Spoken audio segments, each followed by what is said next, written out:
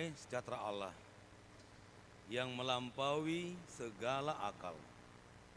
Itulah yang menyertai hati dan pikiran di dalam Yesus Kristus Tuhan kita. Amin. Selamat hari Minggu buat kita semuanya. Kita bersuka cita sampai saat ini kita masih diberikan kesempatan untuk hidup dalam kehendak Tuhan dan juga diberikan firman-Nya yang menjadi sukacita bagi kita. Firman Tuhan untuk kita di hari Minggu ini yaitu yang diangkat dari surat Paulus kepada jemaat di Efesus pasal 4 ayat 25 sampai ayat 32, supaya kita sama-sama mendengarkannya.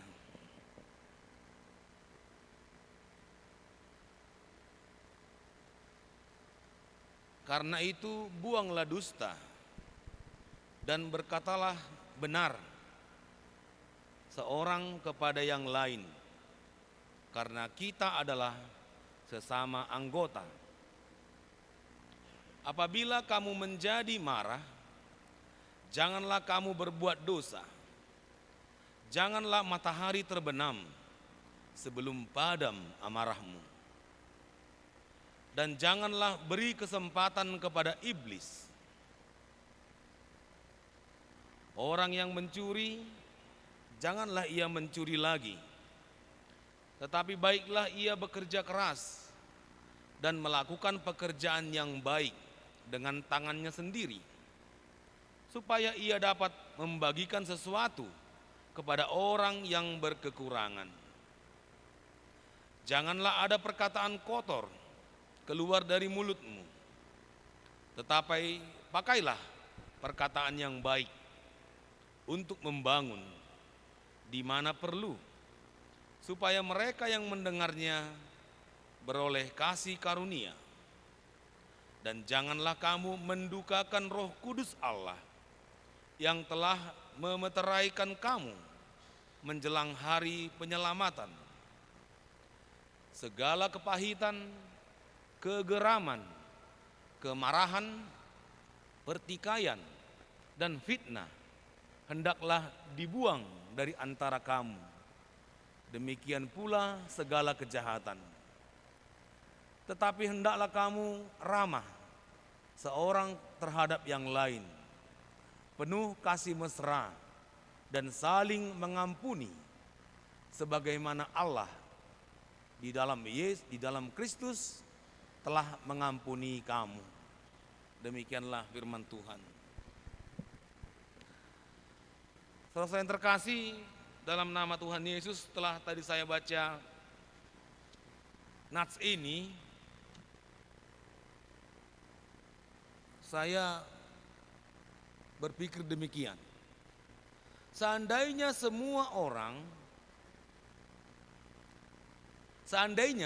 dalam satu rumah melakukan ini, disitulah berlaku yang dikatakan home sweet home. Seandainya di dalam keluarga melakukan, berapa ayat ini? Anak Sidi, berapa ayat ini? Berapa ayat, nak? Iya. Seandainya dilakukan di rumah ini, betapa indahnya hidup ini. Itu masih di rumah ya. Belum luas, belum sampai ke gereja. Di rumah aja dulu. Apalagi di gereja. Jadi saya berpikir demikian, apakah ini bisa terjadi? Sedangkan di rumah saja sulit. Sedangkan yang bersaudara, sedarah ya, sekandung, sulit mengampuni. Sedarah, satu bapak satu mama, sulit mengampuni. sulit hidup damai, sulit untuk ramah. Itu saudara. Apalagi di luar darah. Wah, di luar darah ya. Bukan saudara. Gimana kita bisa mengampuni yang saudara kita aja sulit? Jadi saya pikir-pikir demikian, apakah ini hanya halu? Halu enggak si Paulus ini? Dia memikirkan yang indah-indah, ramah, tidak mencuri. Apa bisa terjadi? Saya bertanya kepada kita semua yang hadir di sini. Ini bisa terjadi enggak? Berarti enggak bisa, enggak ada yang jawab. Ini bisa enggak terjadi? Bisa, kalau kau mau. Maukah kau hidup damai? Bawa damai. Maukah kau rumah itu damai? Bawa damai. Semua orang rumah dibawa, semua orang di rumah itu membawa damai.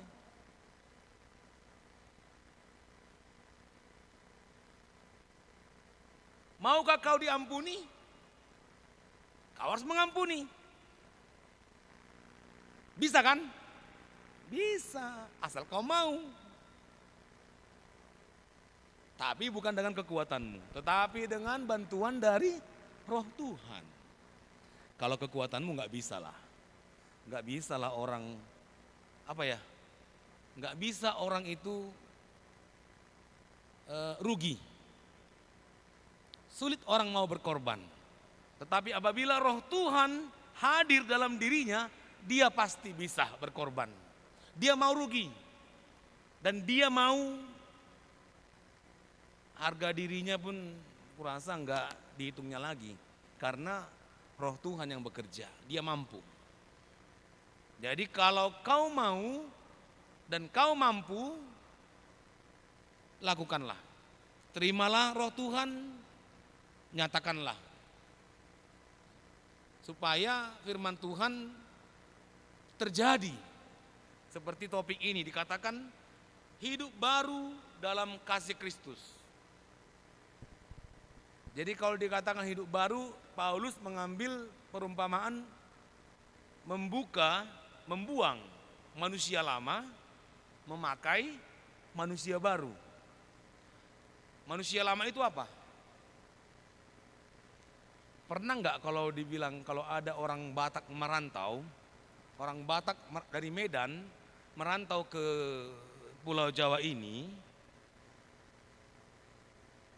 tapi hidupnya masih seperti di sono, di kampung, masih menggosip, masih dendam-dendaman, masih dengki-dengkian. Ada istilahnya, kalau bahasa Batak ini sering dibilang ini. Naso tadi kodo sahitnya di Medan ini. Dia masih membawa sakitnya itu, dia masih membawa manusia lama itu. Tempatnya sudah baru, orangnya orang lama. Jadi kalau kita menanggalkan manusia lama, seperti yang dikatakan Paulus tadi, benar-benar kita tanggalkan. Jangan pakai lagi.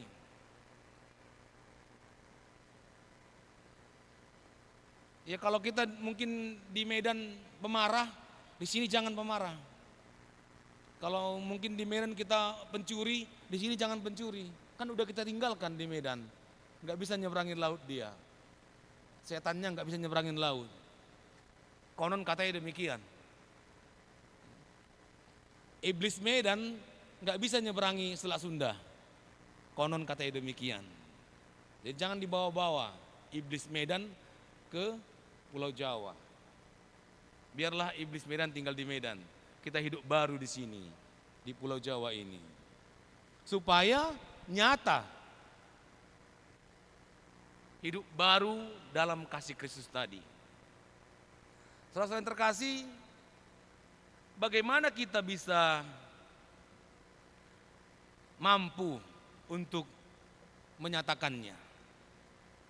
Bagaimana kita bisa melakukan apa yang dikatakan Paulus tadi? Hendaklah kamu selalu rendah hati, lemah lembut, sabar, tunjukkan kasihmu dalam hal saling membangun. Artinya kalau ada temanmu jangan kau jatuhkan. Kalau dia sedih hibur. Kalau dia bersuka cita, ikut kamu bersuka cita. Jangan yang dikatakan untuk SMS katanya. Senang melihat orang susah, susah melihat orang senang. Itu hidup lama itu. Memang kalau dulu hidup kita seperti itu. Kalau ada orang yang kaya kita benci. Sampai-sampai ada isu, woi begu ganjang. Jadi kalau ada orang kaya dulu katanya miara hantu, miara tuyul. Dulu. Banyak orang mati gara-gara itu. Dituduh. Karena dia lebih kaya dari yang lain. Yang miskin-miskin itu iri. Kok bisa dia kaya ya? Berarti dia itu miara hantu itu, miara tuyul itu, begu ganjang itu. Diisukan kepada masyarakat, rumahnya dibakar, mati sekeluarga. Itu dulu hidup lama. Kalau sekarang kita dibilang-bilang gitu ya nggak percayalah. Ya orang kaya itu berusaha, bekerja, dikatakan Paulus. Kalau orang tidak mau mencuri, bekerjalah dia. Kalau uangnya lebih, berikan berkat kepada orang lain. Nggak susah sebenarnya. Tapi kalau dia masih hidup lama, dia nggak akan ngerti ini. Kemudian dikatakan memelihara kesatuan roh. Wah, ini agak sulit ini mengkhotbahkan ini. Kenapa? Karena kalau orang yang bertikai berarti rohnya beda. Siapa di sini punya musuh? Ada, kita punya musuh. Ada kita punya orang yang bertikai dengan kita. Itu perlu diselidiki. Roh siapa? Roh Tuhan, roh siapa? Roh iblis. Ada dua orang ini bertikai ini. Gak mungkinlah roh Tuhan sama roh Tuhan bertikai ya? Mungkin gak? Enggak kan? Berarti satu roh Tuhan, satu roh iblis. Jadi jangan kamu yang roh iblisnya ya, kamu roh Tuhannya aja. Biar kamu benar.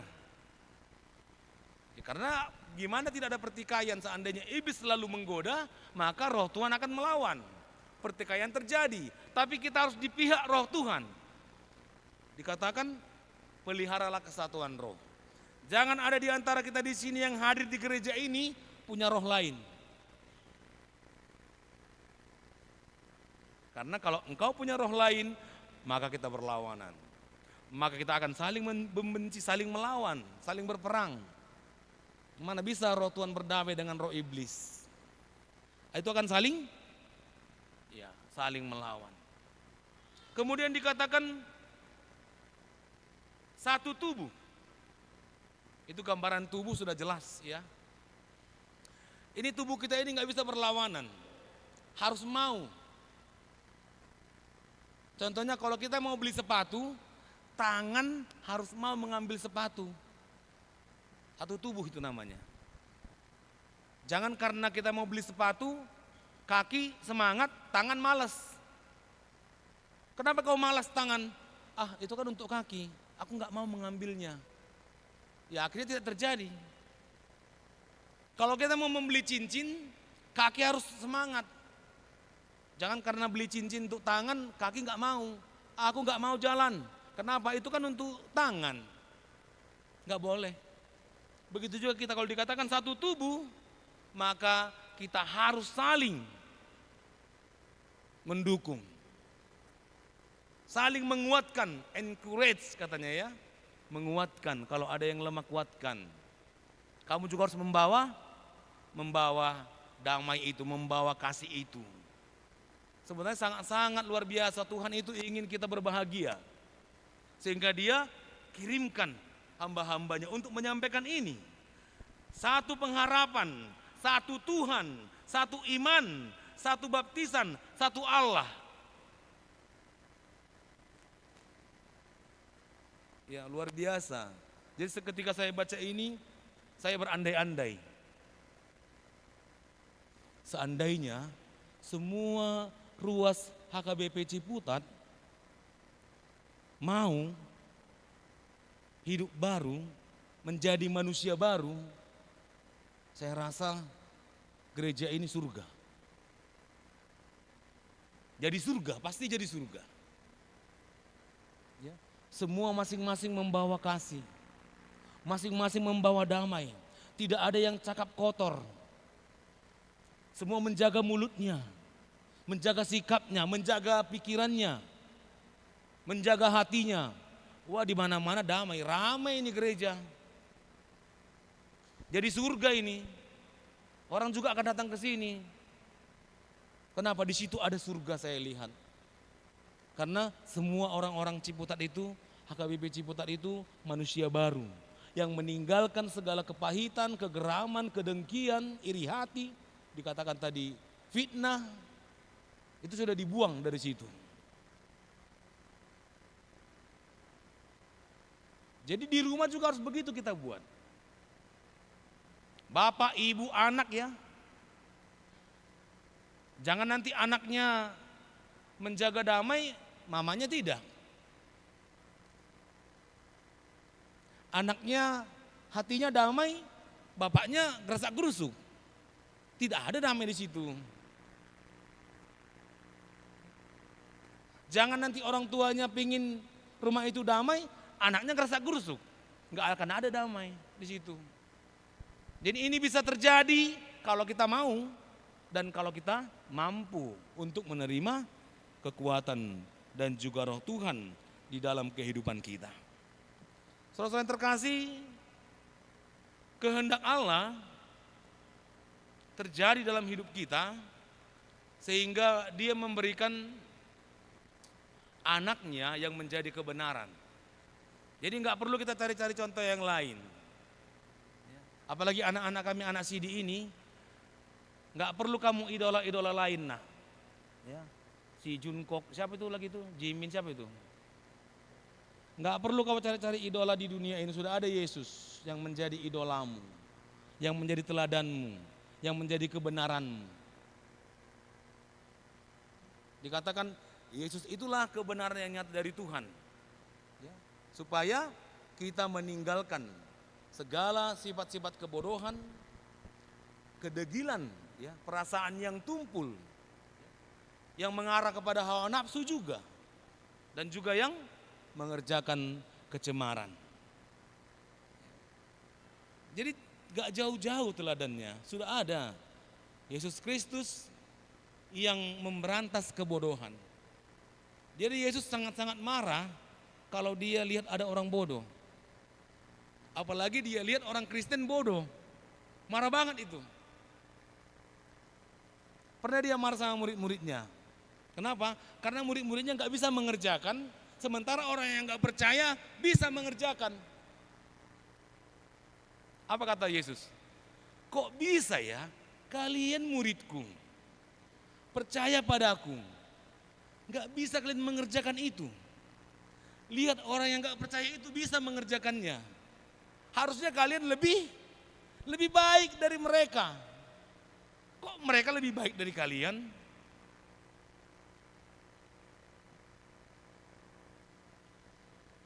Supaya itu nyata dalam kehidupan kita. Dibaharui dalam roh, dalam pikiran, dan juga mengenakan manusia baru. Satu persatu dilarang oleh Paulus. Yang pertama, buanglah dusta. Nah, dusta ini memang akar dari dosa memang ini. Kalau sudah ada dusta satu, akan ada dusta dua. Iya. Kalau sudah ada dusta dua, ada dusta tiga. Sampai banyak dusta. Makanya orang sering mengatakan, jangan ada dusta di antara kita. Karena dusta itu akan semakin besar. Buanglah dusta dari antara kamu. Ya, kalau saling mendustai memang gak bisa dalam persekutuan. Kalau sudah hilang kepercayaan, apalagi dibohongi. Sekali dibohongi, selamanya orang gak percaya, kan begitu. Apalagi yang dibohongi itu merasa dirugikan. Tidak akan ada kedamaian di antara mereka berdua. Buanglah dusta. Dikatakan Paulus tadi kepada orang-orang yang ada di Efesus. Karena mungkin mereka punya prinsip yang salah. Pernah gak kalian mendengar berbohong untuk kebaikan? Pernah gak dengar itu? Benar gak itu? Enggak kan? Mana ada berbohong untuk kebaikan? Bohong ya bohong.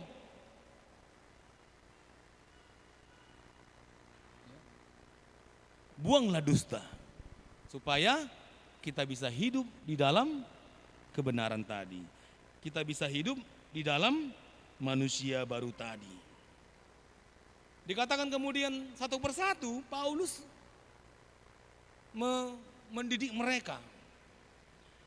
Apabila kamu marah, janganlah berbuat dosa. Ada pula waktunya itu ya. Janganlah sampai matahari terbenam. Amarahmu belum padam. Ayo, siapa kita di sini ini? Ini matahari sudah mau terbenam ini. Kalau ada amarahmu, hilangkan aja. Ini firman Tuhan loh. Firman Tuhan mengatakan demikian. Jangan sampai matahari terbenam, amarahmu belum padam. Ini sudah mau terbenam. Udah terbenam ya? Amang Sintua? Wah, terlambat.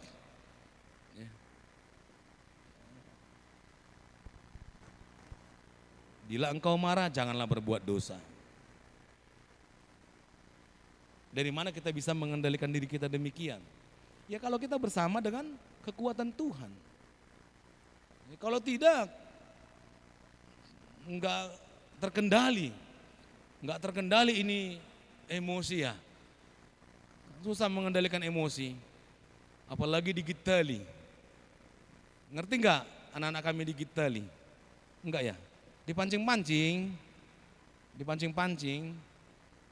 Kalau orang Medan ada batas itu pancingan. Sekali bolehlah. 2 kali masih kumaafkan. Tapi jangan kau coba 3 kali. Met pesi hapor di jujung duba dingin. Wah, ini ngeri nih kalau sudah masalah-masalah emosi ini. Kalau sudah masalah-masalah emosi, apalagi udah menyangkut ke harga diri, iblis bersuka cita ini. Wah, ini kesempatan ini buat perang ini. Oke, pegang kupingnya, katanya kan gitu. Pegang kupingnya, bilang nama bapaknya. Akhirnya terjadilah pertikaian, tidak ada damai lagi kalau sudah begitu. Firman Tuhan luar biasa memanggil kita untuk menjauhkan diri dari semuanya. Termasuk juga jangan beri kesempatan kepada iblis katanya. Jangan beri kesempatan kepada iblis.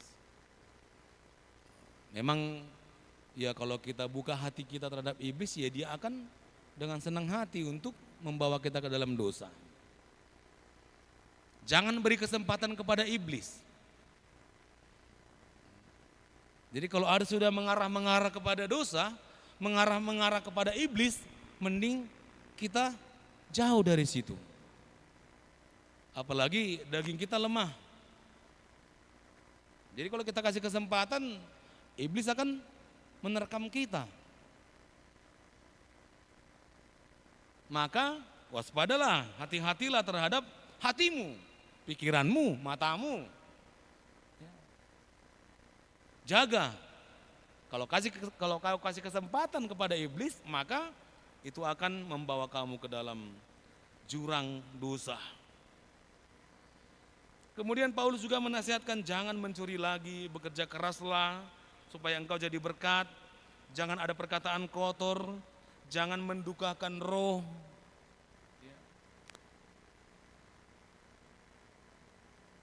Supaya kita mampu mewujudkan manusia baru di dalam kehidupan kita. Kemudian dikatakan hendaklah segala kepahitan, segala kegeraman, segala kemarahan, pertikaian, fitnah, dan segala kejahatan itu dibuang.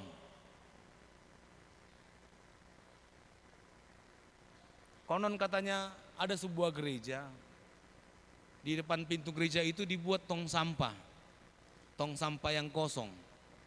Jadi orang bertanya-tanya, loh Amang Sintua, kok ada tong sampah depan gereja itu, depan pintu itu. Semua orang heran. Oh, itu sengaja itu dibuat dari gereja itu. Terus itu tempat sampah? Iya, sampah diri. Jadi buanglah di situ pertikaian. Sebelum kau masuk gereja, buang ke tempat sampah itu pertikaianmu, dendammu, iri hatimu, kepahitanmu, buang di situ. Supaya kamu menjadi manusia baru masuk ke gereja ini. Jangan kau bawa manusia lama ke gereja ini, itu akan membuat Roh Kudus berduka. Itu akan memberi kesempatan kepada iblis. Jangan kau bawa iblis ke dalam gereja. Jadi kita pula yang membawa iblis ke dalam gereja. Kan begitu. Dibuang aja di luar. Segala manusia-manusia lama itu supaya kita dibaharui kembali oleh firman Tuhan dan kita hidup dalam perjanjian yang dibaharui oleh Tuhan. Jadi itu semua perjanjian lama itu. Sama seperti kita baca tadi Daud. Daud pura-pura gila. Itu perjanjian lama itu. Daud membunuh, Daud membohongi. Itu perjanjian lama itu. Kita sudah dibaharui sekarang. Ya, kita mampu hidup dalam perjanjian dibaharui oleh Tuhan dalam Yesus Kristus yang mampu menerima hidup baru yang diberikan Bapanya dan juga yang Dia berikan kepada kita. Supaya ternyata dikatakan kemudian, hendaklah kamu ramah, penuh kasih mesra, saling mengampuni.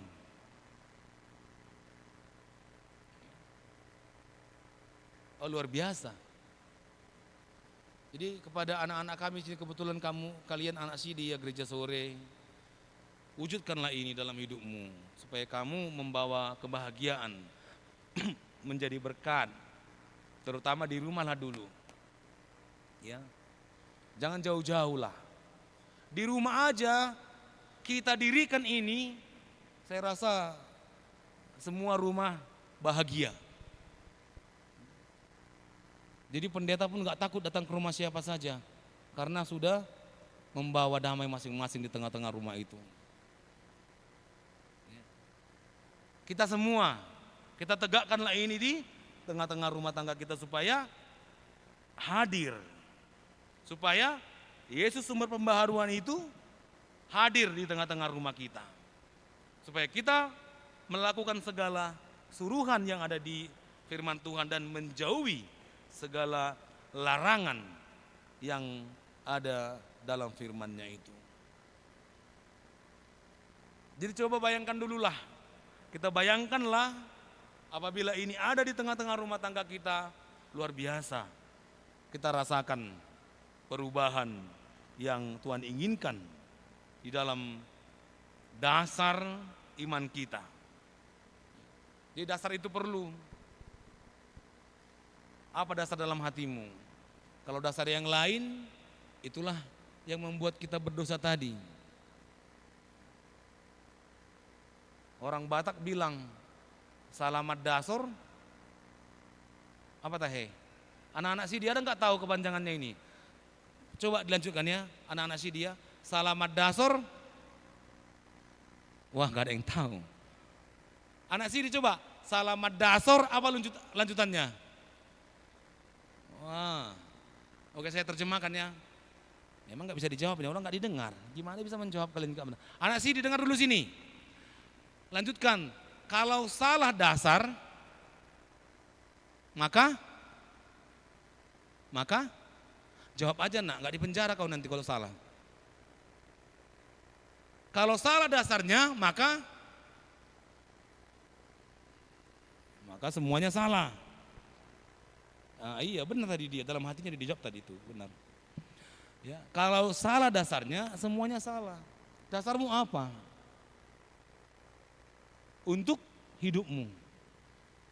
Kalau Paulus mengatakan, bawalah hidup baru, menjadi manusia baru, supaya semuanya menjadi benar, supaya semuanya hidup dalam kasih Tuhan, supaya itu kelihatan, tidak hanya halu, tidak hanya utopia katanya, tidak hanya bayangan, tapi nyatakan dalam hidupmu. Lawan dirimu, nyatakan. Tinggalkan manusia lama, kenakan manusia baru. Supaya ada perubahan ya di tengah-tengah kehidupan kita, dan kita sama-sama membawa kasih Tuhan, dan sama-sama kita merasakannya yang menjadi berkat dalam kehidupan kita. Itulah berkat Tuhan, itulah sukacita, itulah kekuatan yang Tuhan berikan dalam hidup kita.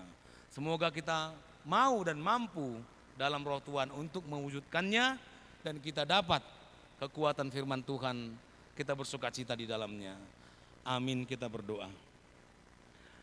Ya Allah Bapa kami yang di surga, terima kasih Tuhan, Engkau mengingatkan kami saat ini akan rencanamu, segala kehendak-Mu. Engkau memberikan firman-Mu supaya kami mengenakan manusia baru, menanggalkan manusia lama, agar kami merasakan sukacita-Mu, hidup kami berdamai, kami mampu membawa kasih dan menjadi berkat. Terima kasih Tuhan. Ingatkan kami senantiasa, dalam roh-Mu ajari kami, agar kami bertumbuh, membawa perubahan, pembaharuan dalam diri kami, dan juga di dalam persekutuan kami, di tengah-tengah rumah tangga, di tengah-tengah pergaulan, dan juga di tengah-tengah gereja-Mu. Terima kasih Tuhan, biarlah kehendak-Mu terjadi dalam hidup kami. Roh-Mu yang menguatkan kami untuk menyatakannya, melakukannya, agar kami mampu untuk membawanya di tengah-tengah dunia ini. Kepadamu Tuhan kami serahkan hidup kami, segala dosa, segala bentuk perbuatan kami yang lama, segala kepahitan, masa lalu, dan juga kelemahan kami bawa ke hadapan-Mu. Engkau Tuhan yang memberikan kekuatan, Engkau yang mengajari kami untuk dapat berdiri kembali membawa kehendak-Mu. Sempurnakan Tuhan segala permohonan syukur kami ini. Dalam nama Yesus Kristus kami berdoa. Amin.